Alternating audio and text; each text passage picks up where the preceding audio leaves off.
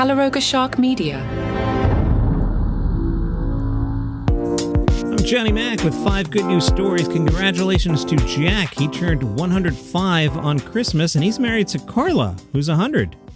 Back in August, they celebrated 82 years of marriage. They lived together in a retirement community. They'll sit side by side in their recliner chairs and watch one of Carla's favorite shows. Jack mostly listens. He's lost much of his vision. They hold hands for hours. Carla said, "We're very lucky." Jack used to tell their 2 sons the key to a healthy marriage is the man always having the last word, which is, "Yes, dear." It's good advice, Jack. Jack doesn't talk much nowadays, but when he does, he's typically calling out for Carla or telling her that he loves her multiple times a day. She always responds, "I love you too, Jackie." Carla said, "We're lucky. We have no complaints. We have a good place here. We enjoy being here with the people. We have good friends."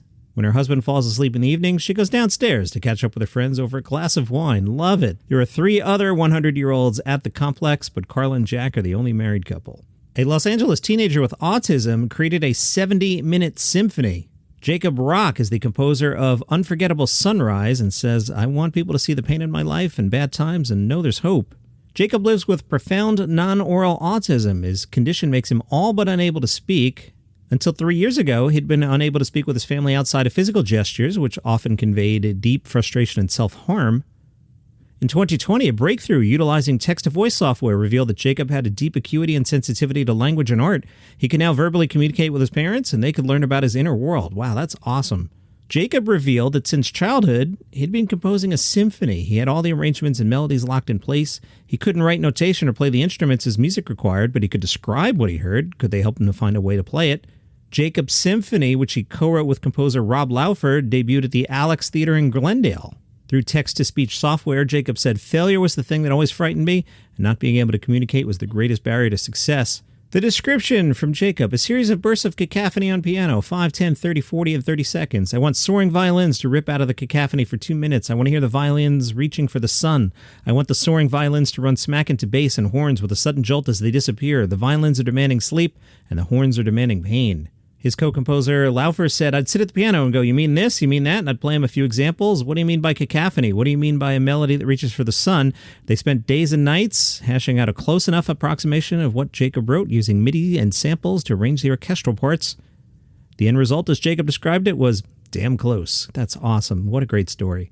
The city of Columbus has canceled $335 million in medical debt for its residents. Joining faith organizations, online communities, and other local governments in the movement to forgive medical debt, the Columbus City Council in Ohio voted to cancel $335 million in medical debt for thousands of residents. It'll impact about 334,000 people, about 1 in 3 Columbus residents who have medical debt from treatment they received at any of the 4 area hospital systems between 2015 and 2020. Meanwhile, a bride who called off her wedding donated the entire $15,000 reception to a nonprofit so that they can host a party for children with special needs. The event was already paid for. It was too close to the date to request a refund. So she donated the event to San Jose's Parents Helping Parents. PHP supports families with children living with disabilities and had once provided help to the bride's family. PHP's executive director, Maria, said, "I've never heard of anyone calling a nonprofit and saying we want to donate a $15,000 party in 2 weeks to you." The party was at Gilroy's Eagle Ridge Golf Club. It included dinner and dessert, and a DJ and a photo booth and a fireworks display. The bride's mom, Liz, said it's wonderful to be included and have the celebration of who our community is. Hey, good news. If you got a Christmas cake and it was lopsided, a major Japanese department store operator has apologized profusely for sending 807 collapsed Christmas cakes to disappointed customers.